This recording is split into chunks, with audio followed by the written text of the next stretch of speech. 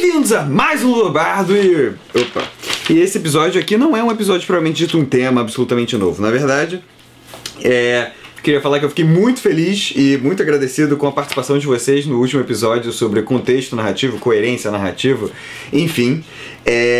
E eu achei tão bacana a discussão que rolou nos comentários, assim, por diversos motivos, pelas opiniões, diversas opiniões, variadas opiniões, cada um com o seu ponto de vista, e eu selecionei algumas aqui para comentar.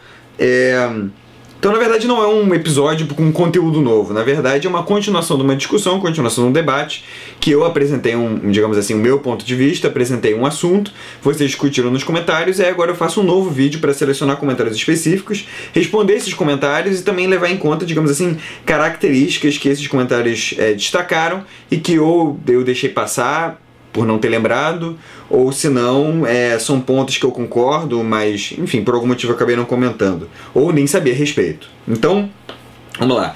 2 comentários aleatórios no último vídeo que eu gostei bastante. Na verdade, eu não sei se eu gostei bastante, mas eles são aleatórios e merecem ser comentados. O Júnior Aquino disse: posso não concordar com o que você disse, mas defenderei o seu direito de se expressar. KKKKKKK. Ele ficou botando vários Ks aqui. Depois disse: PS, não sei de quem é essa frase. Realmente não adicionou absolutamente nada para a discussão, foi um comentário aleatório, mas achei válido destacar aqui. E o Colactus Plactus, ele sim participou da discussão, ele botou outros comentários lá, mas ele me botou esse comentário aleatório, que na verdade nem é tão aleatório assim, e que faz todo sentido. Ele disse: cachorro! Beleza. Bom, então discutindo o assunto, vamos lá. O São Bernardo Pinheiro, ele disse: cara, muito bom o seu vídeo sobre esse assunto. Obviamente a gente falando do vídeo passado, né, de contexto narrativo. Muito bom mesmo. Só deixa eu acrescentar uma coisa sobre o Kratos, ou Kratos, se você preferir. Pelo que eu vi no menu de armas de God of War, o pulo duplo faz parte dos poderes que as espadas fornecem a ele. Por isso ele consegue fazer aquele segundo pulo no ar. Ok, bacana, ele foi investigar o contexto narrativo para ver se o jogo oferecia alguma explicação. Só que ele vem com a segunda parte. Agora, como 2 espadas davam a possibilidade de ele pular mais uma vez no ar, eu não faço a menor ideia. Eu também não faço a menor ideia. Quando ele tava com as asas de Ícaros, ok, mas sem as asas fica muito esquisito. Seu vídeo ficou ótimo, não me arrependo de minha inscrição no seu canal. Muito obrigado, seu Bernardo Pinheiro. Nossa, eu me sentindo que nem a Xuxa lendo aqui cartinhas. Ou que nem o pessoal do Baixo Frente Soco, aliás, escutem um podcast deles muito bom. Grandes amigos meus e também parceiro aqui do Ludobardo. E eles têm a seção de e-mails. Eu não tenho a seção de e-mails, mas a gente pode criar a seção de comentários. Beleza, então seu vídeo ficou ótimo, não me arrependo da sua inscrição no seu canal. E eu certamente não me arrependo da sua opinião e da sua inscrição pro seu Bernardo Pinheiro, porque você participou da discussão e que você continue fazendo isso sempre para cada vídeo que eu postar. Muito obrigado. Você não botou comentário, sei lá, first, ou cachorro, brincadeira, o cachorro foi legal. Vamos lá, Game em Pauta, ou seja, Jéssica do Game em Pauta, também é um ótimo canal, fiquem de olho se vocês já assistem os meus vídeos. Não vou perder tempo falando que o novo vídeo do Ludobardo está ótimo, porque seria pleonasmo. Muito obrigado. Sobre God of War, além dos fatores que você já citou, eu acho mais bizarro ainda o Kratos, o personagem caracterizado por usar força bruta em detrimento do intelecto para resolver as situações, resolvendo puzzles para abrir uma porta trancada, por exemplo. Faria muito mais sentido ele arrombar a porta. Concordo inteiramente. Inclusive a segunda parte do comentário dela reforça ainda mais essa primeira parte. Um fenômeno que vem gerando muita incoerência nos jogos é o fato de você só poder executar certas ações em lugares programados, como espreitar por uma passagem estreita ou pular de uma plataforma bastante distante de outra. Recentemente estava jogando Silent Hill Downpour, onde o protagonista frequentemente arrombava portas usando objetos encontrados no chão e se arrastava pelo chão. Eis que em várias partes do game não podemos prosseguir porque há um cavalete de meio metro na nossa frente. Concordo inteiramente. Um exemplo clássico disso você está num jogo FPS. Aí o FPS você tem uma bazuca. Aí você usa a bazuca para matar trocentos inimigos. Mas quando você vai abrir uma porta de madeira, a bazuca não funciona. Porque você precisa, sei lá, do keycard amarelo, vermelho, enfim. Se você jogava Doom, você entende muito bem o que eu quero dizer. Então, assim, isso faz todo sentido. E é um fator que muitas vezes é usado. Toda a discussão que a gente está tendo aqui, que fique bem claro, é uma discussão de planejamento do gameplay, ou melhor, planejamento da estrutura e da mecânica do jogo, e como que ela pode melhor promover um flow, e aí flow é um outro assunto que a gente usa para discutir do Mihaly. Mas assim, como que você está tentando atingir um fluxo de jogo que nem é muito entediante nem muito desafiante, é o desafiador, digamos assim, mas como que você consegue atingir esse fluxo de forma a criar situações de jogo divertidas, e muitas vezes como é que esse fluxo poderia ser melhor combinado com a narrativa do jogo. Então, no caso de Doom, por exemplo, você tem um ótimo fluxo, o jogo é bacana, mas você tem que ter uma suspensão da descrença ali, que vai falar, não, beleza, essa questão de ter uma porta de madeira não é algo que me incomoda. Então, assim, é um fator extremamente importante e, mais uma vez, você tem que ter a combinação ali digamos, da mecânica de jogo com o contexto narrativo. Se você não tiver isso, você pode ter uma séria quebra de imersão, digamos assim. Isso pode representar a perda de um consumidor ou de um jogador, ou alguém que acredite na sua história ou no seu enredo, trama, dentro daquele jogo.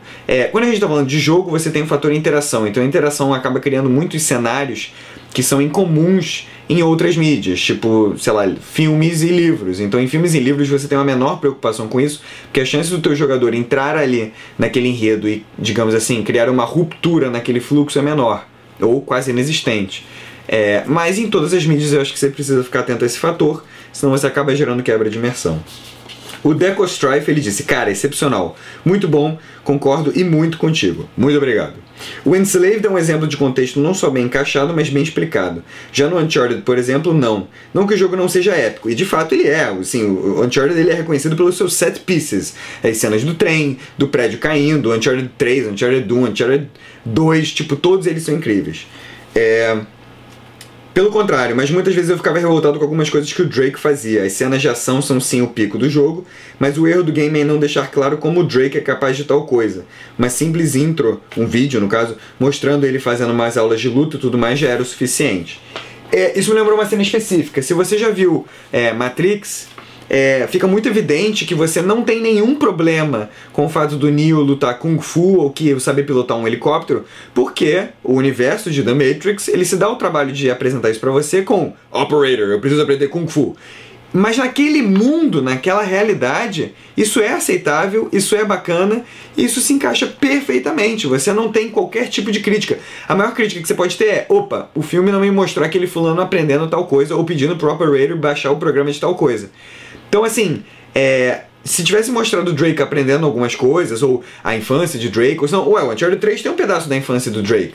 Só que eles trabalham mais aquela questão da conexão com Francis Drake, não necessariamente como ele aprendeu a fazer todas aquelas coisas. Não tô falando que você precisa explicar tintim por tintim tudo do seu personagem, né? Na verdade, toda a obra narrativa, filme, livro, jogo, qualquer coisa, tudo que você tem mostrado pro jogador é aquela teoria do pico do iceberg. Você tem a ponta do iceberg. Aqui, você tem a ponta do iceberg, mas você tem o nível do mar cruzando aqui. Então você tem toda uma fundamentação narrativa, biografias de personagens, a história do mundo, o que aconteceu economicamente, politicamente, etc. E aí você só tem isso aqui sendo mostrado para o jogador. Só que se isso aqui não estiver bem estruturado, o jogador vai olhar, vai identificar falhas, jogador, espectador, leitor, tanto faz, vai identificar falhas e vai falar, opa, isso aí está quebrando a minha imersão, eu não estou conseguindo suspender a minha descrença. Beleza, continuando. Já aviso logo de cara que o vídeo tá mais longo sim, porque eu tô lendo os comentários aqui de vocês. Então, assim, por favor entendam o porquê do vídeo ficar com mais de 8 minutos. Vamos lá. João Brandt disse, acho que tem um limite aí de poder sair um pouco do contexto de jogo para deixar a mecânica melhor. No caso de God of War, se o jogo inteiro fosse andar numa trilha e lutar sem parar, sem mudar mais nada, o jogo seria horrível. Novamente, a discussão do fluxo. Eles colocam umas cenas de platforming ou plataforma para deixar o jogador respirar um pouco, criar expectativa. Exatamente. Se eles escolhessem... Perdão, se eles escolheram platforming para fazer isso, é bom que tenha pulo duplo, sim. Todo aquele problema de pulo em 3D e não sabe de onde vai cair. Caraca, isso é de fato frustrante. Senão vira Sonic Adventure. Eu entendi a preocupação do João Brandt. Concordo com você, João. Eu acho que nós, como desenvolvedores de jogos, a gente entende que você tem diversos momentos de jogo e quebras ali, né? Do tipo, agora tá mais animado, agora tá mais intenso, agora eu preciso dar uma folga pro jogador, porque senão ele fica o tempo todo em batalhas e tá sempre com, digamos assim, momentos muito extenuantes ou momentos muito cansativos. Mas, ao mesmo tempo, mesmo quando você tem um momento mais calmo, você tem que ter essa preocupação com fundamentação. O Ivan Mussa, ele disse, acho que os jogos possuem ferramentas de linguagem que, teoricamente, deveriam interromper a suspensão da descrença, mas nem sempre o fazem. Num filme, por exemplo, ninguém acha estranha a presença da câmera ou dos cortes, fades in, out, etc. De fato. Num jogo, um pulo duplo pode interromper a suspensão da descrença, embora não tenha acontecido com ele, comigo, no caso, ele tá falando aqui no comentário. Mas ninguém se incomoda com o fato de que o Kratos abre baús dos quais bolinhas vermelhas flutuam e são absorvidas pela sua alma. De fato, isso é um ponto ponto interessante a ser tocado. Aliás, ninguém deixa de se imergir no jogo quando abre o mapa de Skyrim ou quando acessa seus vários menus. Mas eu, por exemplo, acho engraçado que quase todo mundo na história de Uncharted possui uma desenvoltura atlética comparável à de um ginasta campeão olímpico. Me parece que, ao contrário do que acontece nos filmes, as fronteiras entre imersão e descrença nos jogos são muito mais tênues. Concordo inteiramente, Ivan. Por quê? Minha teoria é de que isso acontece por causa da interação. Como você tem a interação, digamos assim, gerando interferências no planejamento do designer, claro que o designer de jogo ele tem que pensar já na interação do jogador, nessa interferência. Mas você não tem isso no livro, você não tem isso no filme. Então, tudo que é dado é quase que inquestionável. Se você tem uma boa fundamentação, você não vai ter como que o jogador possa ficar revirando aquelas informações. Enfim, cada mídia com as suas peculiaridades. E, novamente, eu não acho que só porque tem interação no jogo isso seja uma desculpa para não haver uma decente coerência narrativa. O Pantuzzi disse, concordo, mas acredito que esse tipo de preocupação vem aparecendo mais nos jogos da 6ª e 7ª geração. Talvez por causa do amadurecimento dos jogadores ou pela necessidade de se explicar racionalmente ou cientificamente tudo o que acontece. Isso vem acontecendo nas séries de TV e quadrinhos. Eu não sei se isso vem acontecendo necessariamente agora nas séries de TV e quadrinhos. Nos jogos, talvez por causa muitas vezes do avanço do potencial gráfico. Esse tipo de crítica não é nova, tá? Mas assim, talvez isso não acontecesse muito antes por causa da questão gráfica. Então assim, se você tinha condição de apresentar um Pong, você não ia ter muito o que questionar em relação a um Pong. Ainda assim, eu tenho minhas dúvidas se isso é algo tão novo. Pedro Henrique Martins Carvalho disse, fiz um post no meu blog falando de narrativa compartilhada e narrativa embutida no RPG. Irado. Inclusive eu sou da teoria, ainda não falei isso com muita calma aqui, mas o RPG pra mim, RPG de papel e caneta, é possivelmente uma das melhores e mais versáteis formas de contar uma história. Você tem uma mistura muito interessante entre narrativa embutida e emergente. Mas, enfim, isso a gente deixa para outro momento, que eu já estou aqui com o tempo muito estourado. Eu tinha até comentado contigo, mas como sou uma besta, não tinha visto que respondeu desde então. Tá aí, se estiver interessado em dar uma lida. Procura por mais de 1000 dados no Google, não consigo mandar o link. Ele não tem como postar links no YouTube, mas procurem mais de 1000 dados no Google e aí procurem o post do Pedro Henrique falando sobre narrativa embutida e narrativa compartilhada no RPG. Ele disse, gostei do vídeo, suspensão de descrença é algo que vive me broxando nos jogos. Tem hora que pulo duplo é algo desnecessário, mesmo assim é um dos maiores clichês do videogame. Sim, essa questão de ser clichê de videogame volta ao assunto de linguagem, né, que haviam comentado anteriormente. O Alexandre Zibert disse, outro exemplo tosco de falta de contexto, Life Regeneration em jogo de tiro não sci-fi. Exemplo, Call of Duty. Tantos Call of Duty, hoje em dia é padrão você ter vida que se regenera. E eu concordo, eu acho meio bizarro. Eu não lembro qual jogo eu estava jogando recentemente, mas assim, era muito surreal a ideia de que eu tomava tiros, me escondia e aí dava bem de novo. E eu não tô falando de FPS não, era um jogo de tiro em terceira pessoa. É meio bizarro essa ideia de que você tem essa, digamos assim, enfim, essa vida que se regenera. Mas, como o Alexandre atentou aqui muito bem, no Halo, por exemplo, não tem problema, porque a narrativa justifica isso. Exatamente, no Halo, na verdade, a tendência de botar a vida que se regenera começou, se eu não me engano, com o Halo Combat Evolved, do primeiro Halo. Porque no Halo você tem a ideia da sua vida voltando, porque na verdade é um escudo do mundo lá de Halo, de ficção científica, que se regenera. Então isso não tem problema, isso tem uma justificativa narrativa. Só que aí outros jogos viram, opa, do ponto de vista de fluxo de gameplay, isso é muito bom. Então vamos inserir isso também. Enfim, no Halo funciona e em outros jogos não. Ele disse aqui, mas no jogo com apelo realista fica muito forçado, concordo. O G Taveira, que eu presumo que seja o Giancarlo Taveira, olha aí, muito legal, porque ele é um dos desenvolvedores do jogo G-Creep.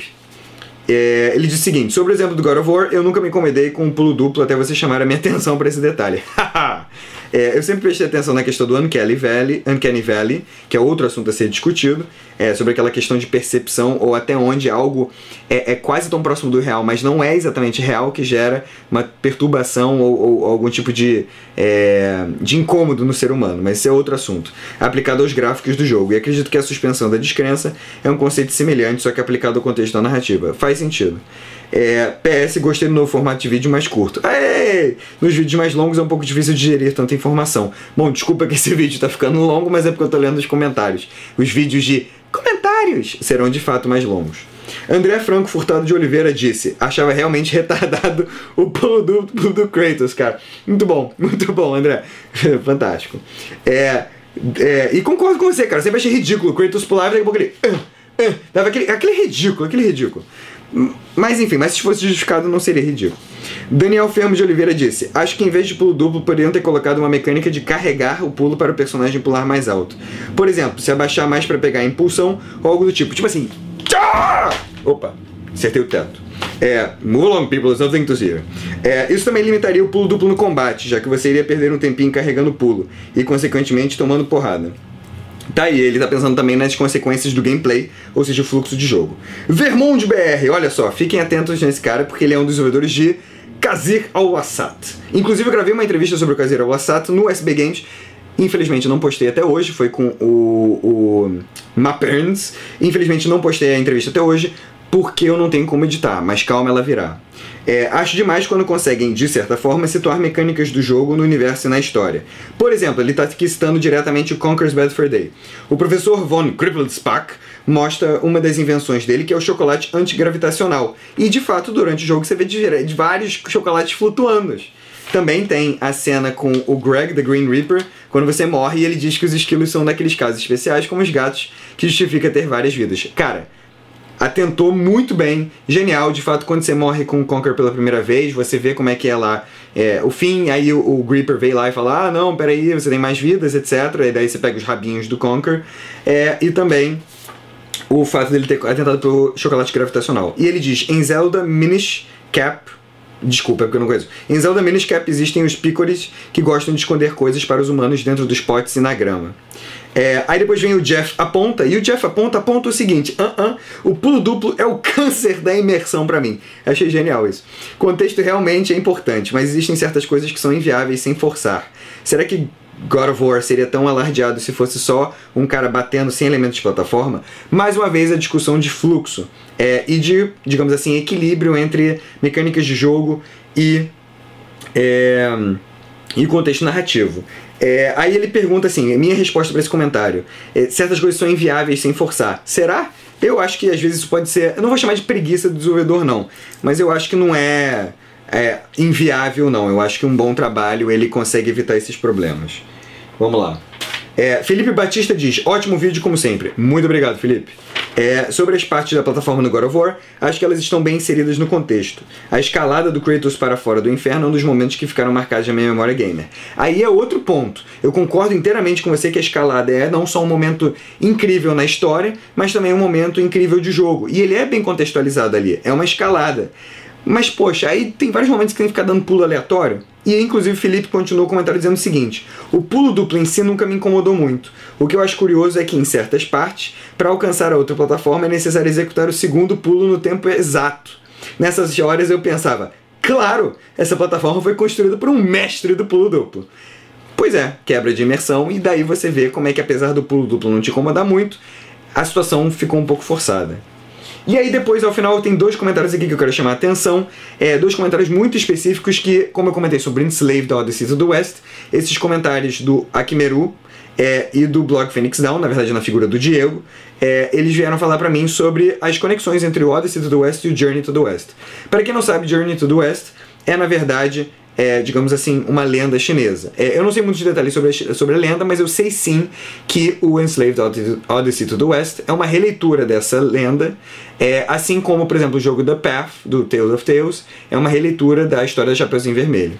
Então a Akimeru disse: poxa, Ludo, você que é tão culturado não sabe que Journey to the West é sobre Journey to the West? Na verdade Odyssey to the West é sobre Journey to the West, do livro chinês.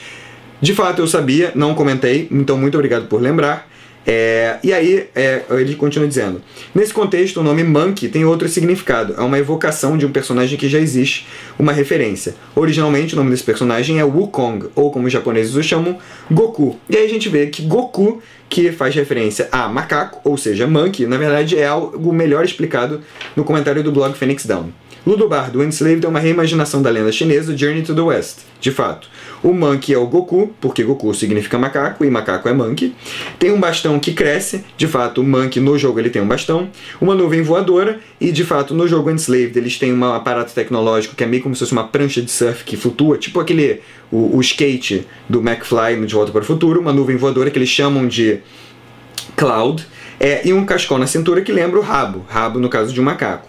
Aliás, um dos seus amigos é o porco Zubaija, que seria o Pigsy do game, que também tem esse personagem que lembra um porco. Conhecendo a lenda, torna o jogo ainda mais interessante com bastante contexto. Então, muito obrigado a vocês dois, porque de fato eu não havia comentado sobre a conexão com Journey to the West.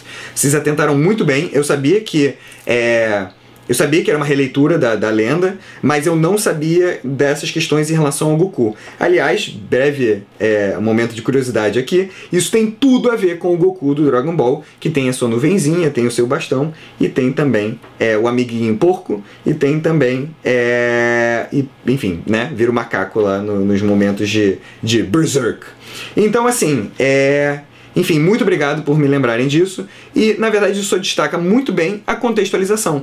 Agora, isso destaca muito bem a contextualização por um fator. É muito interessante você ver que, como o jogo é uma releitura de uma lenda ou de uma história já existente, eles conseguem aplicar novos significados, eles conseguem usar personagens que antes tinham uma representação e dar novas representações a esses personagens, e mesmo assim ainda criar uma ótima contextualização. Por exemplo, o nome do Monkey é Monkey por causa de macaco. Mas eles se deram o trabalho de falar, beleza, já que o Monkey é Monkey, o nome dele é Monkey, ou tem conexão com o macaco, vamos fazer de fato ele parecer um macaco e ele ser atlético que nem um macaco e por isso ter as várias seções de plataforma. Os momentos de plataforma em Enslaved Odyssey to the West não parecem forçados, podem até ser cansativos, mas não parecem forçados porque é algo que você imagina que o Monkey faria no seu dia a dia, até mesmo antes dele encontrar com a Trip e toda a história, todo o enredo do Odyssey to the West começar. Enfim, chegamos ao final dos comentários. Eu sei que esse episódio ficou mais extenso, mas esses episódios de leitura de comentários inevitavelmente vão ser. Eu acho que eles são extremamente importantes para eu dar o meu retorno para vocês e falar muito obrigado pelo debate, realmente muito obrigado mesmo, eu acho isso ótimo. Se vocês gostarem, eu pretendo fazer isso para todo episódio que eu soltar e dar uma boa discussão. Enfim, chegamos ao fim. E eu queria agradecer não só o fato de vocês estarem assistindo, mas o fato de vocês terem comentado. Sintam-se à vontade para comentar nesse aqui também. E se tiver algum comentário ou algum episódio, algum vídeo que vocês não viram eu, digamos assim, destrinchar os comentários, fiquem absolutamente à vontade. Aliás, o nome desse vídeo aqui será Dissecando Comentários. Então, muito obrigado. E quando eu penso em comentários, eu penso em narrativa.